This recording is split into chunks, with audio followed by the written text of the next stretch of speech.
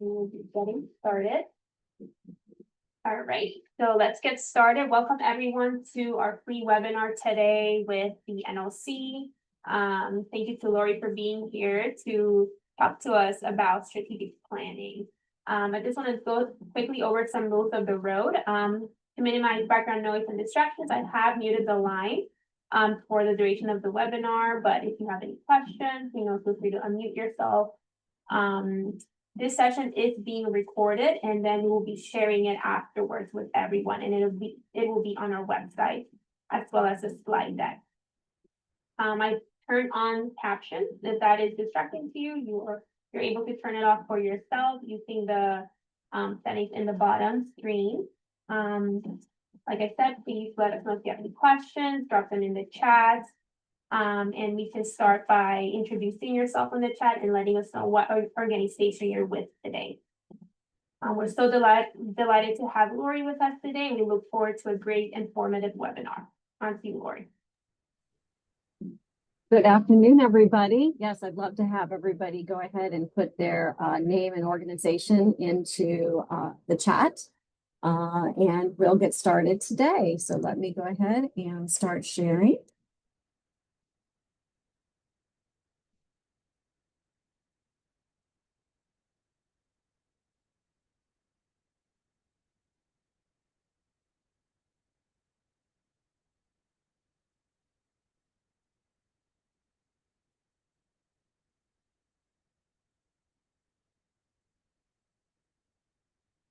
All right, fantastic.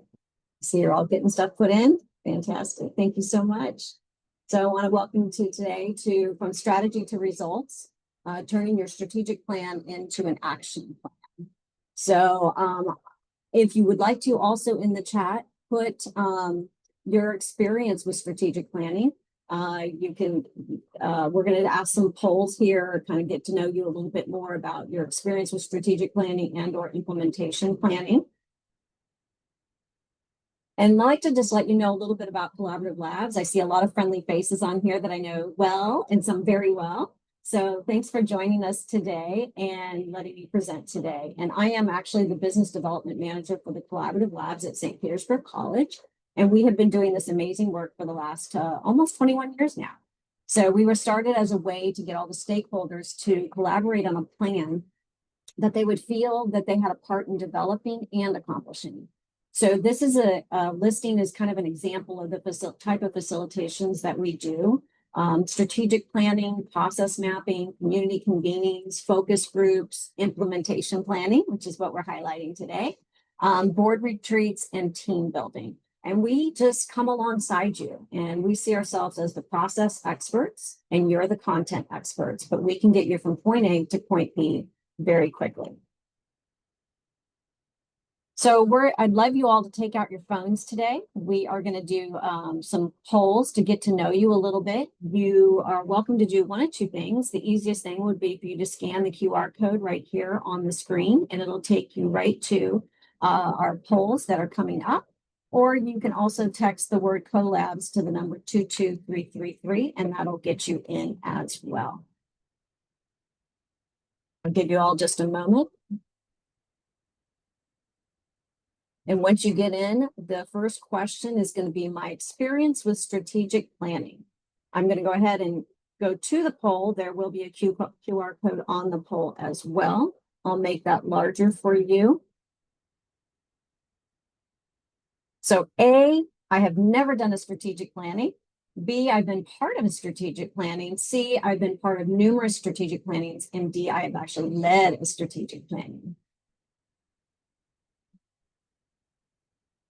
Awesome. We're getting a lot of energy around. I've been part of a strategic planning. I don't think any of you would be on this webinar today if you were already ready for that implementation phase point. So this is a good start. Thank you. That gives me a good idea of where you all are. This is going to help me as I'm going through this webinar to really speak to you on moving from strategic planning to implementation planning. All right, we're going to do another poll.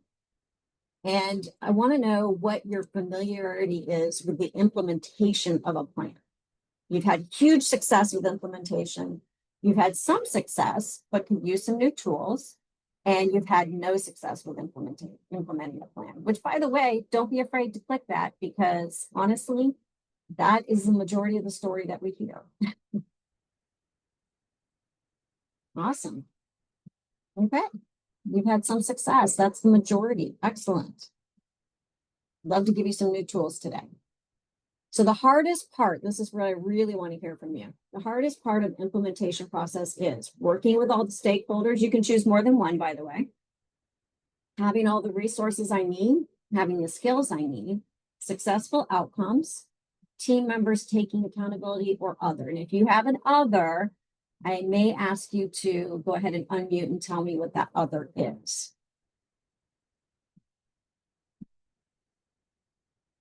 Accountability, that's a big one. Hopefully I can give you some tools today that's going to help you with accountability. And then having all the resources you need. We're going to talk about resources and what those are.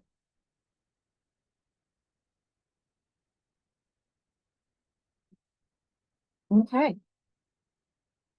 Now, did somebody choose other that would like to unmute and say what the hardest part of the implementation process has been for them? I chose other.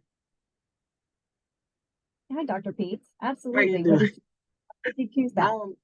I chose other because I felt like I didn't have the right documents, like the right planning documents that kind of helped guideline or outline the implementation plan.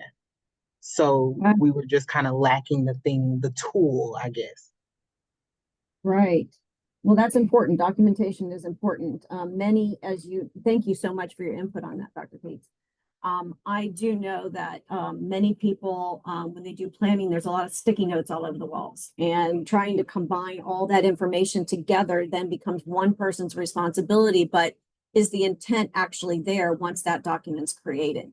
And then listening to all these different conversations. As many of you know that are on here with the collaborative labs, we use a documenter. So we're taking copious notes and including all of our brainstorming software so that you have that document, that it's a living, breathing document that you can move ahead with. So just think about that as you move forward with your strategic plan and your implementation plan, which we're going to be talking about today. Those documents are live or die.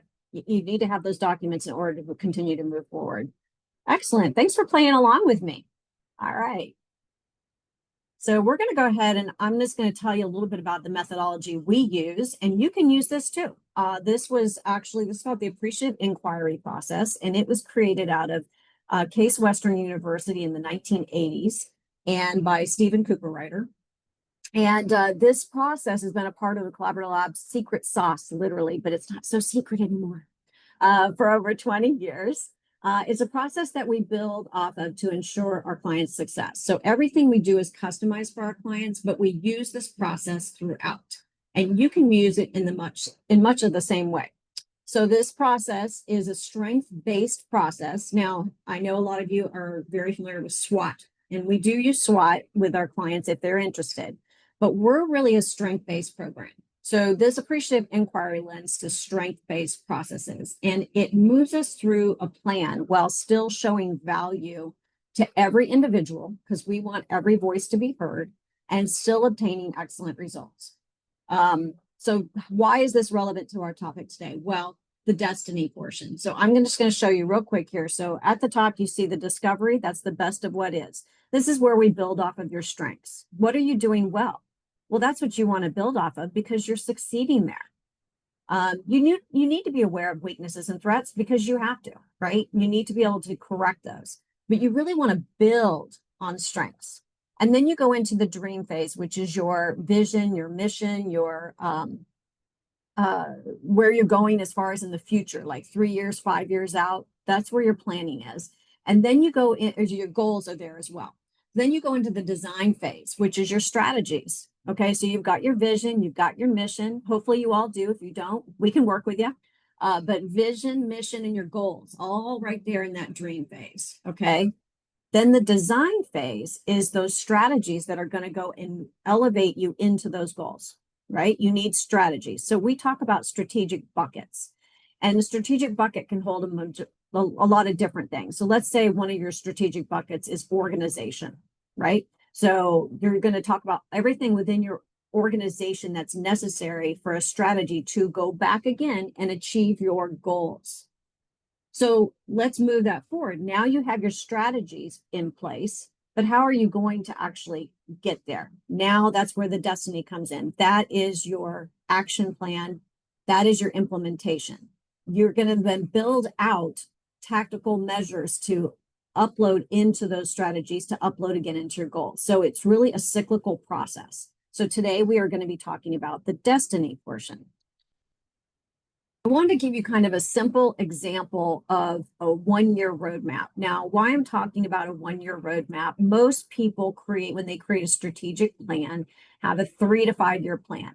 And I will just tell you, based on our experience here at the collabs, is that most people are not going farther than 3 years now. I do still have some clients that are coming in saying 5 years, but after what we've experienced lately in our world, we know that things can turn day to day. So most of our clients are doing 3-year plans and then going back into a 1-year action plan is what we call it, or a roadmap for success. So this particular chart is going to be that living document that you're going to use. You're going to put your main goal onto this document. So what is the description of what you want to achieve in the future? What is that 3-year goal? Okay. And then you're going to build out each strategy. This is an example of just one strategy with tactics, but you'll build them out. So this strategy is a method that's chosen to bring about a desired future. So achieving that goal. You can have multiple strategies, obviously, that lead up into that goal. Okay. So each strategy can't stand on its own. There are tasks that need to be done to achieve the strategy. And those tasks also are called tactics. And if you can think of a bridge, walking across a bridge, and you're standing at one end of it, and your goal is 3 years out, that's the end of the bridge. And how to get there is you have to have a strategy. How are you going to cross that bridge? Different strategies. And in each of those planks in the bridge are your tactics. What tasks do you need to do to achieve the strategy, to achieve the goal? Okay. And hopefully I'm not talking too fast for you. So let's talk about the tactics. Each tactic is how the strategy is carried out. Now, in order for an implementation plan to work, you can't just say we're going to attach a tactic to achieve this strategy. You have to have some determining factors. So you need to have accountable champions. These are the people that are willing to accept responsibility for this tactic. Now, sometimes they volunteer and sometimes they're voluntold. But, it just depends on their experience, their passion, what they want to do to contribute to, with their skills to achieving this main goal, your goal for your 3-year goal. So what resources are needed? So you all talked about not having resources. So that is always a tricky one because, and I'm going to tell you how to kind of work around that. Resources are, a lot of times it's money, especially for nonprofits. And just a little background on me, I've actually worked in and also led as a CEO of a nonprofit. So I'm very well aware that funding is a major portion and probably one of your main strategic buckets, quite frankly, of a nonprofit. So what resources do you need? Is it people? Is it man hours? Is it funding? Is it actual, materials of some type in order to achieve that goal? What are the resources needed? Now, I will say that once you identify what those resources are needed, and once you've kind of filled out this whole line for a particular tactic, you can kind of really decide if that tactic is viable. Because once you've said, okay, this is the tactic we're going to use in order to achieve this strategy, but if the tactic isn't a viable tactic, now you're going to have to revisit and refine. Because if you still want to move forward with that strategy, so let's say the strategy is we want to raise $10,000 a month to go towards, this particular learning program. Okay. But you don't have the resources to raise that. Now you have a couple different options. One is you find the resources, right? You have a team, your accountable champions to find those resources, or you revise your tactic in order to meet that strategy. So what does success look like is kind of on the heels of that. So what is success? Success is reaching $10,000 a month, because you want to be very specific with your goals. I'm hoping you've all heard of SMART goals. It's going to be very important for you to have SMART goals in order to achieve an action plan. Your SMART goals are specific, they're measurable, they're actionable, they're realistic, and they're timely. Okay. A lot of people use different words for that acronym. But if you are using a SMART goal, then, a SMART process, then you can build your tactics off of your strategies. And then timelines are really important. If you do not achieve your timeline, does that mean you should just throw the tactic away? I say no. What I say is, this is why implementation is so important, and how I'm going to kind of show you to go through the implementation, because you can revise and refine.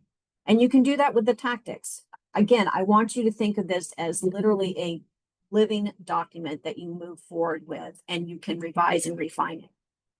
But you do need to do that in order for it to be a success. Okay, so you finished your strategic plan. You feel really good about it. You have a document that has all the information in it for the strategic plan. It's completed. All your stakeholders were included. And we'll talk about that too, if that's something that you're not doing, because many strategic plans are done from the top down. And if you don't value the voices of the people that are working the plan, and you don't hear from them, then you're already starting out with a plan that might not be a viable plan. So you want to include all the stakeholders. And then you've developed an action plan with defined goals, strategies, and tactics. You've assigned champions, you've attached timelines, and you know what the resources are that are needed. So now what? These are some considerations I want you to think of. Who will be responsible for overseeing implementation?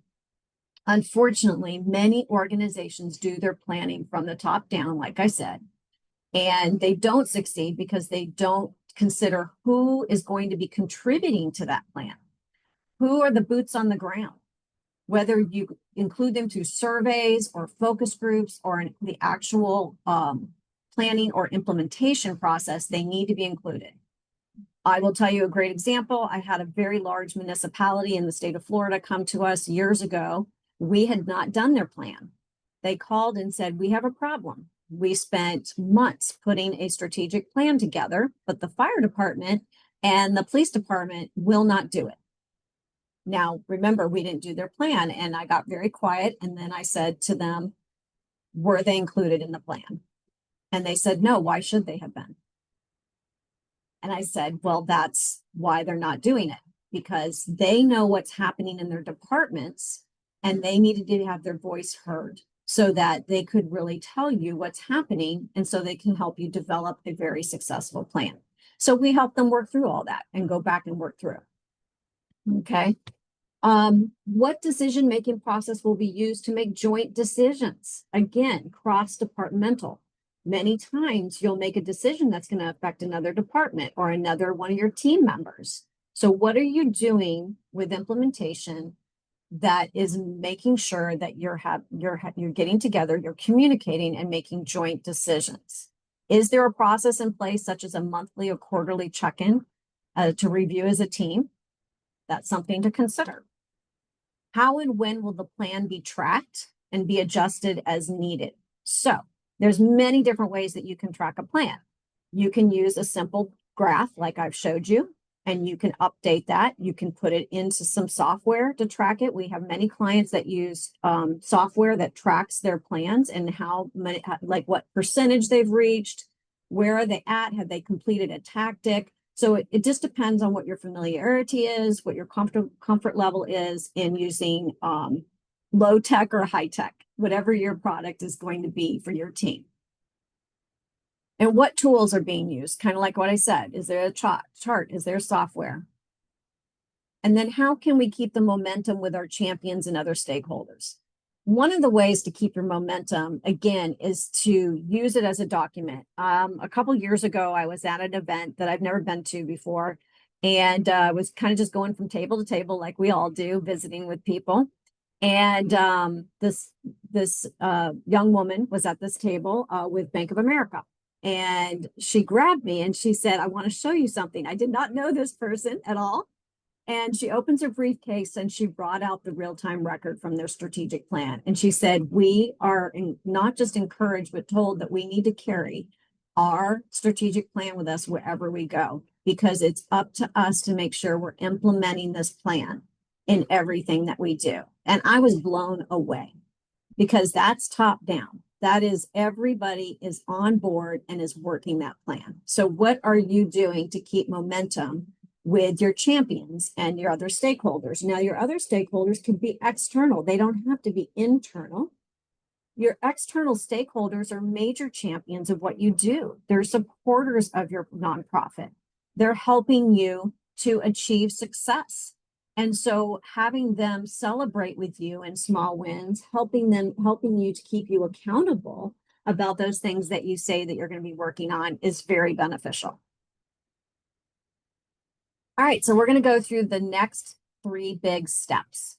So the first step is review and refine. You've finished your strategic plan. You've developed a 1-year action plan. It might not be 1 year. It could be just a roadmap. They're both great. You can set the timelines on that.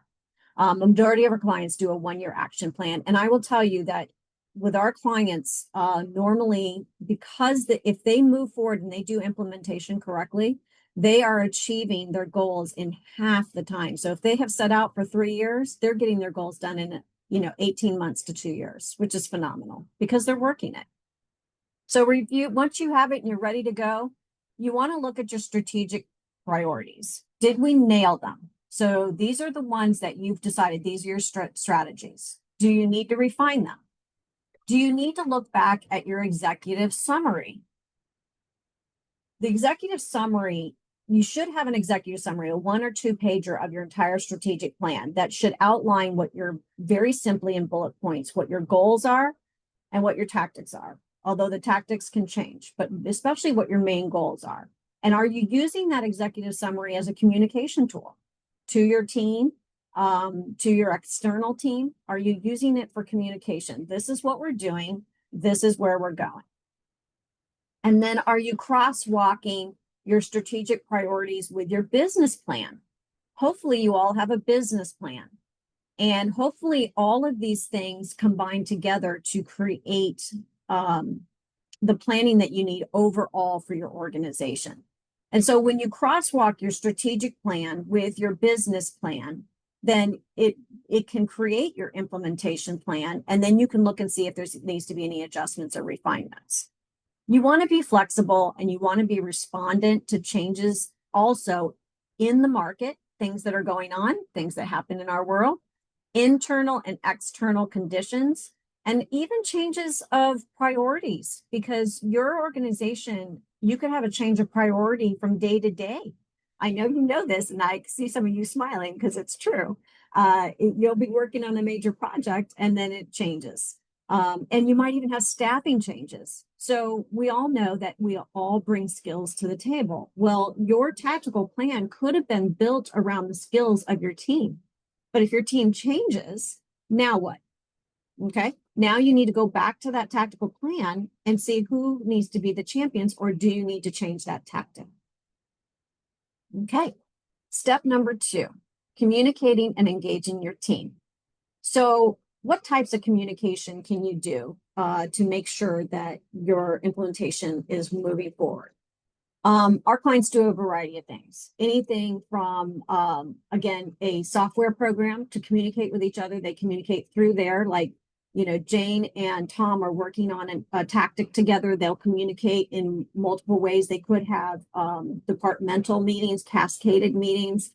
Many times with some larger organizations, we do town halls. They'll do virtual meetings. A lot of our implementations are virtual because it just honors and respects everybody's time. But you want to build an understanding and buy-in from your team. So communication is vital in succeeding in your implementation plan. So again, employee engagement. So I want you to think about how do you, and I'm going to use this word, how do you invite your employees to be engaged, your team to be engaged? How are you then going to equip your team with the skills and knowledge needed to execute this plan? So that's important because now I'm going to put a little thing in here that you would think doesn't have anything to do with implementation, but it's very important. Do you know what the skills are, the strengths and skills of each team member are? Because you may have somebody who's very willing to do something, but are they able? Yes, I'm willing. Am I able? Am I able, but am I not willing? So you want to think about your skills and strengths of each of your team members and how they can really add value to your strategic plan and your implementation. And then how are the leaders ensuring that they're championing the strategy? So the leaders have to be fully bought in. Like we say here, they have to have drank the Kool-Aid. So they have to be fully bought into this strategy. And they have to be all on board with what can I do to help you succeed? What can I do to make this successful? So think about the tools to strengthen your team. Maybe you need to do a strength finder assessment as a tool. That's something that we do here with our clients, where you can find out where the strengths are for each of your team members and how they align with each other. Like maybe Jane shouldn't be the one that's making the contact with the funders. Maybe it should be John. Maybe John should be, because he has a really great rapport with the funders. But you didn't know that because you didn't know what their strengths were. So the other thing is, do you want to use a software program, to track maybe KPIs, key performance indicators? Those track and evaluate progress in what you're doing. That could be something that you can implement in your implementation plan so that you're really on top of where those performances are happening and how they're happening. Okay, step number 3, next steps and timing. So again, one thing that our clients do if 1 year's too far out, they want to see success fast, they'll say, what else can we do? So we say, let's do a 100-day bold action plan. And then who needs to be invited to engage and how are they going to organize it effectively? So is it communication, meetings, accountability? How are you going to mobilize this bold action plan? What's really fun about a 100-day bold action plan is you're going to get really down nitty-gritty, very specific about those tactics that you think you can accomplish in that 100 days. And then you get to celebrate the wins. It's a 100-day bold action plan is extremely effective, and it really helps to engage your team, which is, again, invitation to engage. It's almost like you're getting ready for a party, right? And you're planning, who's going to do the invitations? Who's going to do who's going to look for the caterer? Who's going to do all these things? But when you bring it all together, you've achieved the event. So make sure that you do organize effectively for your implementation plan, whether you're doing a 1-year action plan roadmap or you're doing a 100-day bold, or you could be doing both. You could do a 100-day bold each time to move you forward in a 1-year action plan. Okay, well, we're a strength-based and we're a very positive organization, but I do want to give you a few things to watch out for. So the first thing is underestimating the complexity of an implementation plan. So many organizations underestimate the implementation process, which leads to very rushed and poorly executed plans. We've seen this over and over again where they just want to get it done, but there is no thought put into it. There is no process put into it. So don't underestimate how complex an implementation plan can be. But I will say, if it's put together properly, then it's going to be a pleasant process. So insufficient project planning. So without a well-defined plan, so now we're going back to the strategic plan. Majority of you said that you have worked on a strategic plan before. Was it successful? Was it not successful? Why was it not successful? You want to have a well-defined plan that outlines your goals, timelines, resources, so that the process does not become a chaotic process. And if this happens, it's going to halt really all work on the plan. And that plan is going to be non-existent. And you worked really hard on it. So you want to make sure that the plan is well defined. Overcommitment. Again, this is very typical for organizations to do. You're pursuing too many objectives at once, and that can slow down or dilute your efforts. So really focus on those things that you know are going to lead up and into your goal. So don't overcommit yourself to multiple tactics or tasks to achieve those strategies. And then poorly defined objectives. So vague objectives make it difficult to identify specific actions needed to complete the plan. So you want to be very specific. Again, we're kind of back to those SMART goal guidelines. Make it specific. Specific is we're going to make $10,000 a month in this to support this particular department. And how we're going to do it is very specific so that you can measure how you're doing this. And then, of course, this is the number one reason why plans tend to fail is the follow through. Lack of review and lack of adjustment causes an implementation plan to go off track. You need to make it a commitment that you're going to review your implementation plan every X days. Is it every 30 days, every 60 days, every quarter? You know, that's going to depend on your tracking too. If you're tracking through software, you're probably going to be a lot more updated. If you're tracking through Excel spreadsheets or graphs, that's going to take a little bit more effort. So what does a grand slam success look like in implementation? Well, at the end of each meeting with your team, you need to define what needs to have happen. So you need to, in the very beginning, define what needs to have happen and for everyone to feel like strides were made moving forward. And then you want to celebrate those. You want to celebrate that those were a great thing, that you've made some great strides. So as far as well, let me say this. You want to have a benchmark. That's probably be more helpful. Like this is what your benchmark for what success looks like, you know, in order for you to move in direction. So these are kind of the destiny things that we teach, that we do and we teach at the Collaborative Labs. We would say in order to do your implementation, you need to have a kickoff meeting with all the people that are going to be your champions and responsible. Okay. And you need to define what your process is going to be. You need to have progress meetings. You need to define how often those are going to be. You need to have some type of scorecard, like I said, high tech, low tech, to assess and recalibrate. You need to celebrate those short-term wins. It's very important to have the camaraderie of we achieved something really amazing. Let's keep going. Let's keep going. But again, one of the things in the beginning that I told you on is accountability. People need to be held accountable, and that includes you. That includes the CEO, that includes the COO, that includes everybody all the way down, up and down. There needs to be accountability at all levels. And this is really important with a plan because, again, staffing changes. Your plans need to outlast their initiators.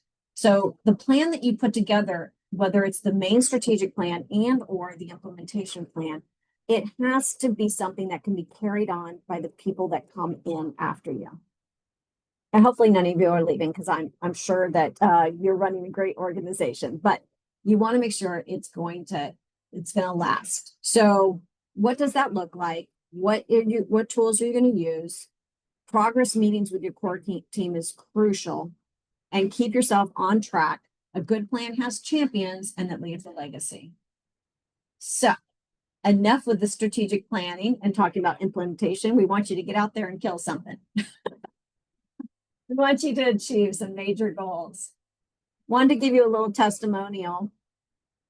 This company came to us a couple years ago, Aero Simulation, 40-year generational company. They'd never had a strategic plan in 40 years. We helped them with that, and they said the implementation was the most important part of this whole strategic plan, that they tried to do it in the past and they could not do it on their own.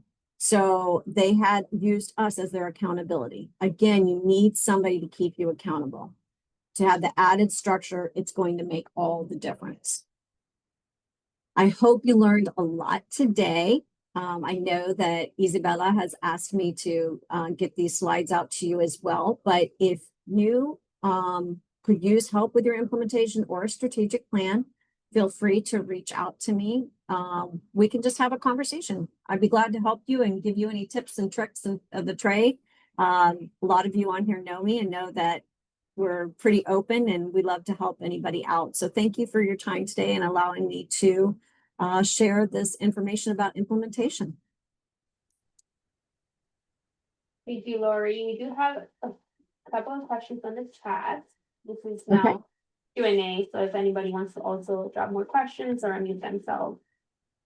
So Megan asks, how much is the board chair leading versus the CEO/executive director in creating the plan? Oh, that's a great question. So it's really going to depend because I know you all probably have boards. This is kind of how I explain boards. There's 3 types of boards. There is an advisory board, there is a working board, and then there's a mix of the two. So it depends on what type of board you have. But with us, we always say that for the strategic planning, you need to go deep and wide. You need to include as many stakeholders in the plan as possible. So that would include your board. Now, when it comes down to the actual implementation plan, typically the board is not doing it. It's the team, the staff of the organization. But there are some boards that do take responsibility. So would they become champions? Potentially they would become champions. So you know your boards and you also know the type of development you want to do with your boards. And if you don't, I know NLC does teach that as well, but you need to continue to develop those boards to the type of board that you not only want, but that you need.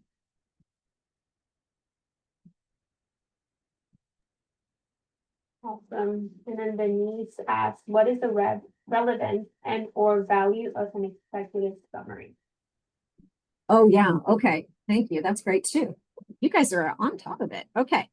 Executive summaries can be extremely powerful. So I kind of equate it to like core values. If nobody knows what your core values are, especially your own team, then you're not going to live up to your core values. It's the same thing with the executive summary with the strategic plan.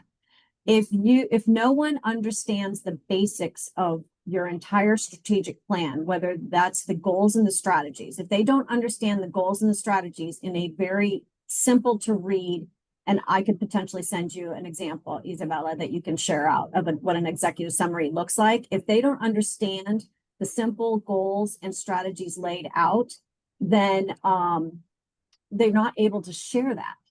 They're not able to talk about it amongst the team, and they're not able to share it externally. And honestly, as a nonprofit organization, those outside that you are serving, the people you're serving and the people that are funding you, everybody that's committed to your organization, they need to understand your goals and your strategies. Because if they do, then they're more bought in and they're more passionate and they're going to donate more time and more money to your cause.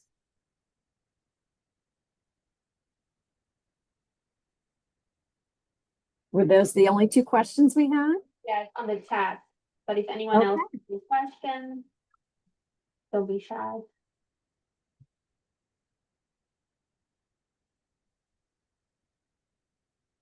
Excellent. Well, I thank you all so much, and I hope you got a lot out of it. I'll send as much materials as I can to Isabella. And again, please feel free to call me. We can have any type of discussion. I'd be happy to assist you and even give you resources if I have them, if that's something that you need as well. Thank you, Laurie. Abby Sure. asked tips for organizations that receive their goals and objectives from their funder. Let me look because I didn't understand what you said. Let me just see if I can. You said it was in the chat? Yeah. Do you have any tips for organizations that receive their goals and objectives from their funder? Oh, interesting. Huh. Okay. I guess my first question would be, do you only have one funder? And you can unmute and tell me that, Abby. Hi, Laurie. Thanks.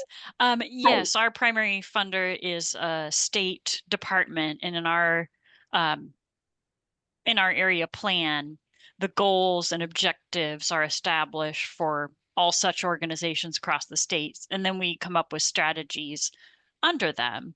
And I think by and large, they're good objectives, they're good goals, but it's interesting, it's kind of a different dynamic because we're going off of what they have already provided, and then we decide more specifically, what does this look like in developing SMART goals?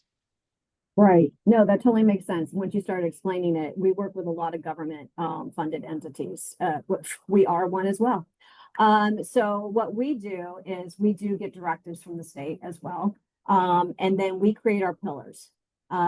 We create our strategy. We take their strategies and our strategies and we combine them. And this would be very similar for like larger for-profit organizations. I'll give you a great example is Jabil. So Jabil is huge, right? They're a huge organization. Their strategic planning goals, strategies all come from the top, and then they feed into the departments. But all the departments come see us individually to create their own strategies and tactical plans that feed up into the overall arching strategy plan for the whole company. So I would encourage you to continue to do what you're doing and to combine those and have your own personal, because you know what your team can do in order to achieve the goals that are also set out for you. Great, thank I hope you. that helps. Okay. Anything else?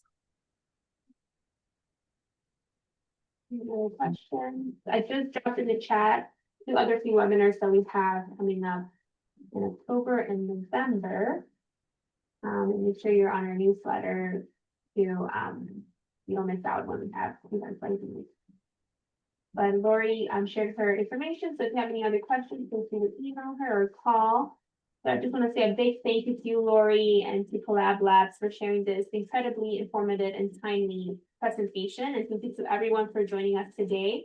Like I said, we'll be sharing the recording of the webinar as well as the slides and any other resources from Laurie in the next week or a few days. So please reach out to us or to Laurie if you have any questions. And I hope you all have a great afternoon. Thank you all very much. Bye. Thank you.